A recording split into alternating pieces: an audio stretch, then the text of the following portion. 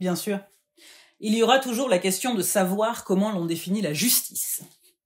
Et en lisant toujours plus Camus, comment se tenir à distance de l'absurde et d'une piété familiale trop grande. La question est de ne pas s'égarer, sans doute, et de regarder les étoiles, comme la nuit, à Tipaza. Je cite. « Cet élan que j'étais venu chercher ici, je savais bien qu'il ne soulève que celui qui ne sait pas qu'il va s'élancer. Où était l'innocence ? Les empires s'écroulaient, les nations et les hommes se mordaient à la gorge, nous avions la bouche souillée. D'abord innocents sans le savoir, nous étions maintenant coupables sans le vouloir, le mystère grandissait avec notre science. C'est pourquoi nous nous occupions, dérision, de morale. Infirme, je rêvais de vertu. Au temps de l'innocence, j'ignorais que la morale existât. Je le savais maintenant, je n'étais pas capable de vivre à sa hauteur. » Extrait de Retour à Tipaza, dans L'été, Albert Camus. Ça fait bien longtemps qu'on a enterré l'innocence en 2025, bien sûr. On l'a remplacée par un ensemble de certitudes morales qui se veulent supérieures à l'ensemble des certitudes morales d'autres personnes. Je ne me fais pas chantre du relativisme à tout prix, tant s'en faut, mais je voudrais réfléchir avec toi, lectrice, au bien fondé des certitudes, dans leur ensemble, oui. Selon moi, et ça vaut ce que ça vaut, à part la certitude de l'amour inconditionnel de Dieu, il n'y en a pas d'autres qui valent le coup. Évidemment, on sait certaines choses, comme 2+2. Mais est-ce très préjudiciable de se tenir en un perpétuel mouvement de confiance et d'ouverture qui nous permettrait, si soudain les lois de la physique venaient à être précisées autrement, de remettre en cause certains principes? Tu me suis ? J'espère. Je ne me suis pas vraiment moi-même. Ce que je veux dire, je crois, c'est qu'une certitude qui génère une aigreur ou un sentiment de supériorité n'est pas porteuse de vie. Et qu'étant croyante, nous sommes plutôt censés rechercher ce qui apporte la vie. La morale remplace l'innocence de celles qui ne s'étaient jamais souciées des implications éthiques, philosophiques, sociétales de leurs actions. Et elle dresse une morale afin d'avoir un code scrupuleux à suivre de près et ne pas se poser de questions. Traverser la vie en cochant des cases pour avoir la certitude d'avoir bien fait, cela n'est pas justice, ni pour elle, ni pour autrui. Car cela même annihile une des toutes premières volontés divines pour nous, le libre arbitre. Nous laisser faire le choix de connaître bien et mal, c'est nous ouvrir pour l'éternité à des choix et des discernements sans cesse renouvelés. Pas nous raccrocher à des tablettes produites par Dieu sait qui et Dieu sait quand, pour nous juger nous-mêmes d'abord, dans le plus honnête des cas, et les uns les autres, sans fin, nous enfermer dans des prisons mentales, des ghettos de jugements sociaux, des geôles bien réelles, parfois. En cherchant l'image de la justice, on s'arrête bien souvent pour rendre hommage à une femme méchante et violente tapant à l'aveugle sur celles qui nous semblaient être oppresseurs, ou dans l'erreur. En bref, sur tous celles qui semblent menaçants à notre tranquillité d'esprit, plus encore qu'à notre véritable sécurité. Mais que de souffrances cela cache, et cela engrange. Évidemment, c'est encore l'histoire de refuser de sortir d'une vision binaire prise entre dominant et dominé, victime ou bourreau. La binarité appliquée au monde est épuisante, normative, blessante, irréaliste. Au point où nous en sommes, lectrice, tu auras compris que ce long ouvrage est une ode à la complexité. Et quand il s'agit de justice et d'élan créateur, il est bien question de se reconnaître infirme et non pas de chercher la morale, mais de bondir dans l'océan pour saisir les chances, les spécificités et embrasser le réel comme il est, chaque seconde renouvelée. Un viatique, un code de loi morale auquel se référer avec anxiété et tremblement n'est d'aucune utilité. Ce n'est qu'un verre d'eau pour la crise d'anxiété face au monde, il ne résout aucun problème, il ne fait que déplacer à plus tard le retour du Nessie de nos craintes. On ne noie pas un monstre marin, ça se saurait.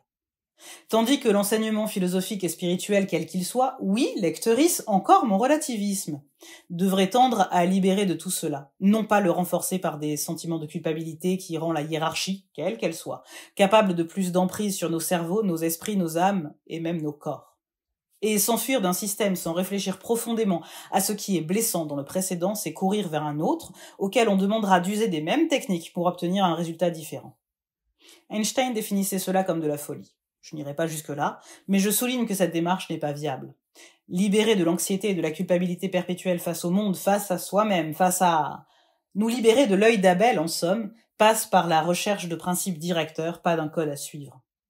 De grands mots, de grandes idées qui te sembleront peut-être manquer de concret, lectrice, mais qui sont la seule manière de te mettre au pied du mur pour faire preuve de ta propre jugeote. De grands principes qui te demanderont toujours chaque minute de manœuvrer ta boussole intérieure et d'ajuster chacun de tes actes. Tu seras alors si occupé à être véritablement, pleinement et honnêtement toi-même qu'avec un peu de chance, tu n'auras plus aucune envie d'avoir une opinion morale quelconque sur autrui qui ne te concerne pas et qui n'enfreint aucun droit humain. Car oui, bien sûr.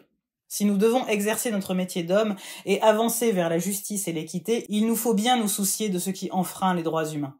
Eux aussi grands principes et grands mots par excellence, qui posent à certains exactement le même problème démagogique qu'énoncé précédemment. Le plus beau cadeau que peut t'offrir une spiritualité est de t'offrir un espace sécurisant, accueillant, où tu puisses pleurer, exprimer pleinement tes tourments et tes joies, sans avoir la moindre crainte de jugement et en étant guidé dans ce qui te tiraille intérieurement. Non pas dans ce que d'autres personnes estimeront que tu ne devrais pas croire ou penser. Là encore, dans la limite de grands principes d'amour d'autrui et de respect de la dignité humaine, je me répète. Mais Christ n'a eu de cesse de répéter qu'il était juif de Palestine et il en est encore qu'il imagine blond aux yeux bleus né dans un état agricole des États-Unis d'Amérique. Coupable malgré nous, donc. Coupable parce que l'humanité elle-même vit sur ce sentiment millénaire de culpabilité, nous l'avons dit. Et ce sentiment justifie un grand nombre de compromissions sociales en cherchant à l'expliquer ou à le légitimer. Mais prenons un pas de recul sur ce mot de coupable que formule Camus en 1959. S'il s'agissait ici non pas de la question de cette culpabilité originelle, mais plus encore de cette culpabilité du refus de responsabilité, de cette fuite dans le « je ne savais pas » et le « je ne pouvais pas me douter ». Du reste, cela est bien un composant de la culpabilité originelle, au même titre que d'enfreindre le commandement concernant l'arbre de la connaissance, interdiction qu'Ève n'avait d'ailleurs pas reçue puisqu'elle n'apparut qu'après dans le récit.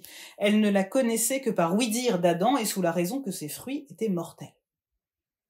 Il y a ce comportement d'Adam qui se dédouane absolument de sa propre consommation par un puéril « Oui, mais c'est elle m'a dit de le faire ». Ève n'est d'ailleurs nommée par Adam qu'après cela.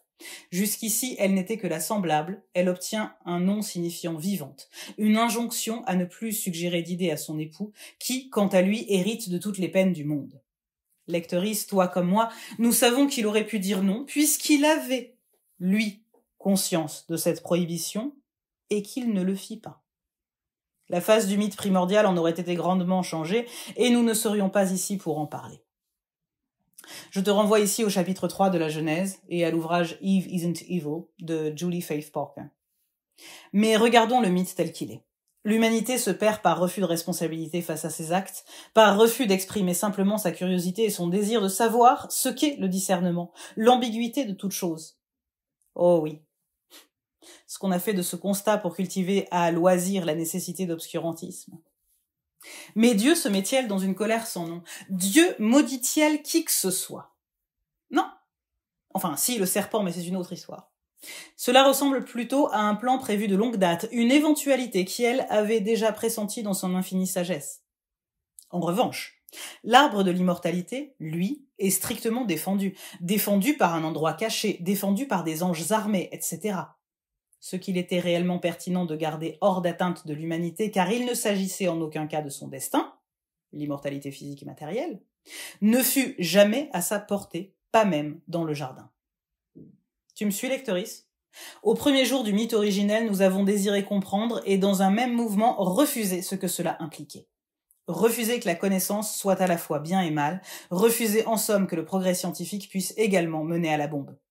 Et s'il mène à cet usage de l'atome, c'est également parce que nous refusons notre part de responsabilité en la rejetant les uns les autres à l'échelle des nations depuis des temps immémoriaux dans ce jeu de carnage, de haine et de domination hallucinée, la guerre.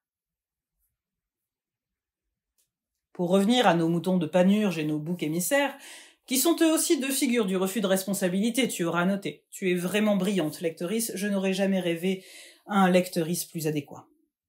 Parlons donc des étoiles à écouter. Sont-elles les plus éloignées ou les plus proches de nous? Et l'un et l'autre sont-ils des concepts inconciliables, d'ailleurs? Je ne le crois pas. Car si nous prenons l'exemple de la morale mortifère, les bonnes valeurs morales d'irréprochabilité, que personne ne peut atteindre, sont aussi bien proches de nos conceptions mentales étriquées. Alors cherchez les concepts qui s'approchent le plus de notre expérience d'incarnation en étant à la fois très éloignés de ce que l'on peut concevoir. Et nous rejoignons ici le texte miroir de Retour à Tipasa, qu'est Nos Atipasa. composé lui en 1938. Je cite. Non, ce n'était pas moi qui comptais, ni le monde, mais seulement l'accord et le silence qui de lui à moi faisaient naître l'amour. Amour que je n'avais pas la faiblesse de revendiquer pour moi seul, conscient et orgueilleux de le partager avec toute une race née du soleil de la mer, vivante et savoureuse, qui puise sa grandeur dans sa simplicité et, debout sur les plages, adresse son sourire complice au sourire éclatant de ses ciels. Albert Camus dans Nos Tipaza, 1938. Si l'on fait abstraction du vocabulaire tristement daté de race pour se tourner vers ce qu'il veut dire de peuple et d'espèce humaine, bien entendu. L'amour, le célèbre commandement supplémentaire et primordial de Christ, amour désintéressé de soi-même, de l'objet du monde lui-même, mais amour qui relie les deux, qui infuse et procède des deux entités, à l'image même de l'esprit qui procède du Père et du Fils. Amour qui nous implique nécessairement dans le monde, création indivisible, dans une adelphité indivisible, qui se tient debout au milieu des éléments. La plage comme point de jonction entre le visible et l'invisible, terre qui devient à la fois mer et ciel, projetée vers un horizon que l'on constate vide et que l'on sait pourtant plein d'autres plages, d'autres humanités. L'amour qui nous donne la force d'être en pleine conscience de nous-mêmes, de notre infinité, de notre diversité, et une certaine fierté d'assumer son existence sans rien revendiquer de vainement isolé du reste d'un destin collectif. Il est peut-être question de tendre ici vers une renaissance humaine, un nouveau mythe primordial qui, pour embrasser la dignité et la responsabilité, ne viendrait plus d'un jardin clos et rassurant, mais d'un bord de mer ouvert à tous les vents et les éléments, brûlés par le soleil, nous forçant à regarder d'autres humains pour nous assurer de notre propre vie, de notre propre existence, face à des éléments si infinis et supérieurs, si témoins de Dieu omniprésent, tangible, qui ne peut être embrassé ni par un seul regard, ni par un seul goût, ni par un seul son, ni par une seule sensation, mais bien par un millier de ceux-ci et leur conjugaison précise en nos incarnations sensibles et un dialogue aussi mouvant et perpétuel que l'est le mouvement des vagues.